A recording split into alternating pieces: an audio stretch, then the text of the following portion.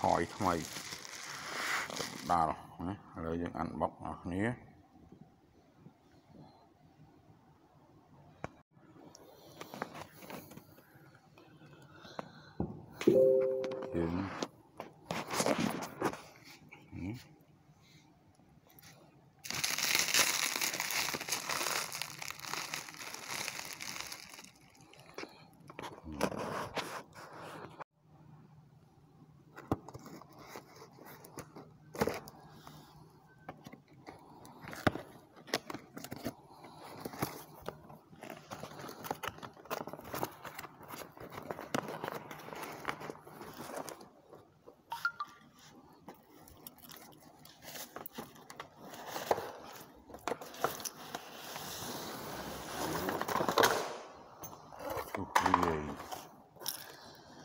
Mẹ này khá không lăng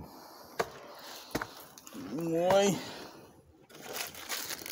đấy chứ môi trên cái lòng cả đá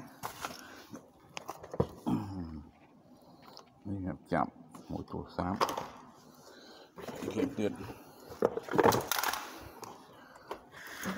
đây remote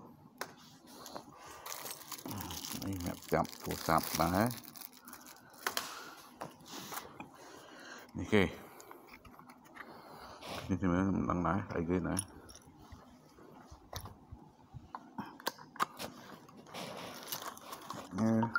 Ok.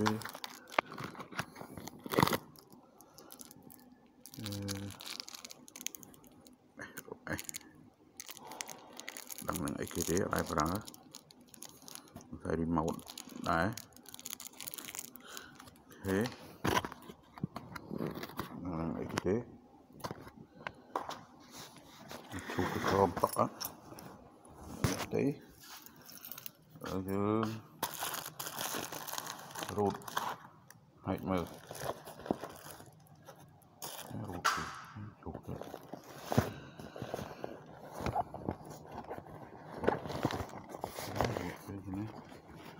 Ini bát ya, ambil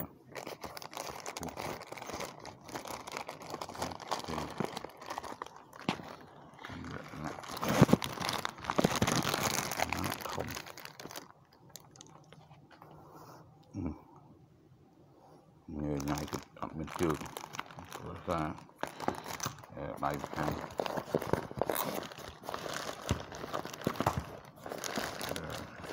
thử bài hàng hot bên trường ấy chọn bên trường một lần.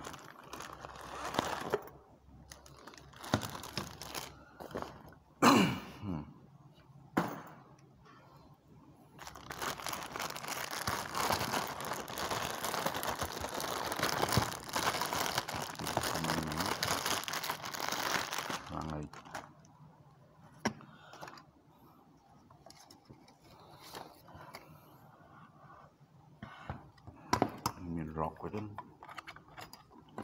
bữa nay ăn lọc một tên ăn lọc này,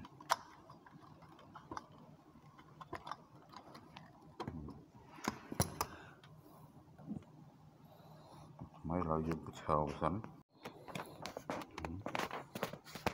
ngóm, một bầy con.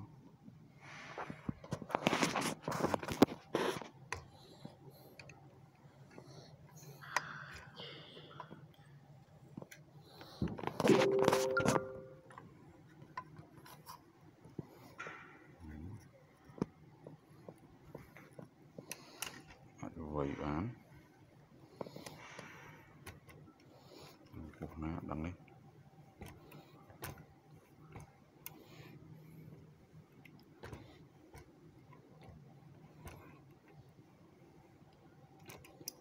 hỏi you want to go down with the okay my friend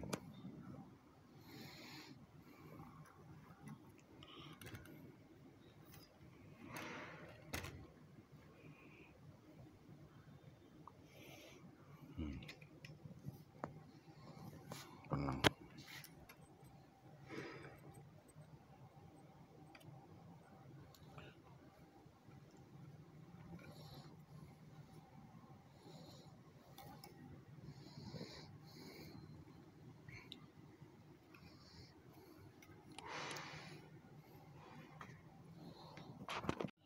ok là những ăn bọc ngoài một tiếng đây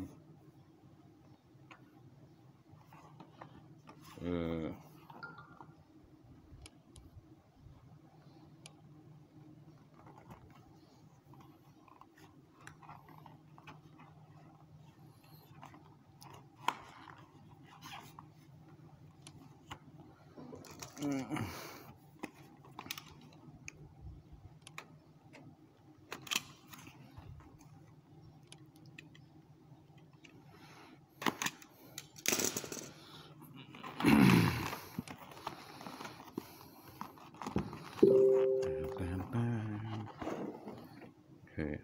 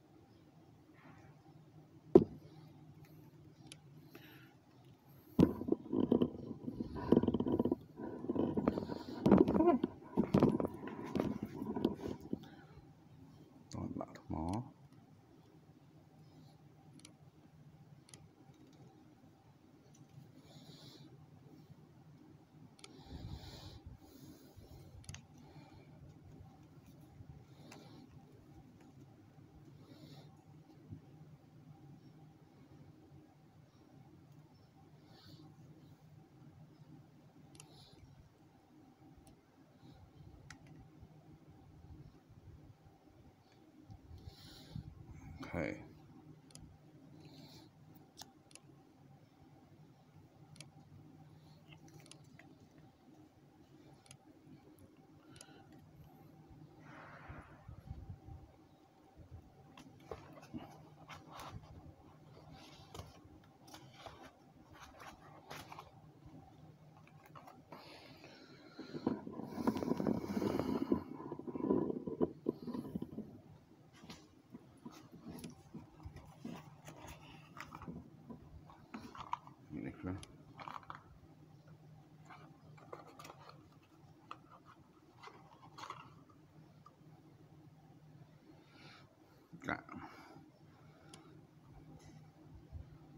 Cạn nhặt thôi thì đâm tới cạn bật mùi tôi xong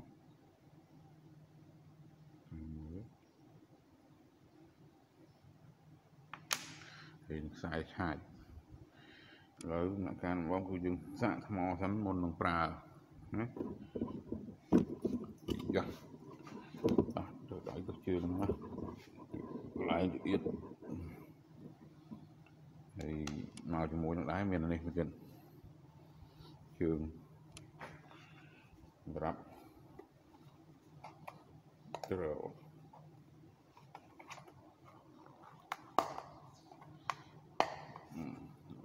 có nhầm mạch ăn bỏ bạc đấy trường mặt đó rồi dừng ok bỏ miền con nắng đài hái chúng ta ở đâu rồi nhảy tích bậc tròn mai dưỡng cái lộ như muốn lộ nơi phùm nhóm hơi như từ lộ một lồng bầy phòn mà mờ này đó còn là tròn này đang tròn du đến đang cái lộ mà lô 400 phòn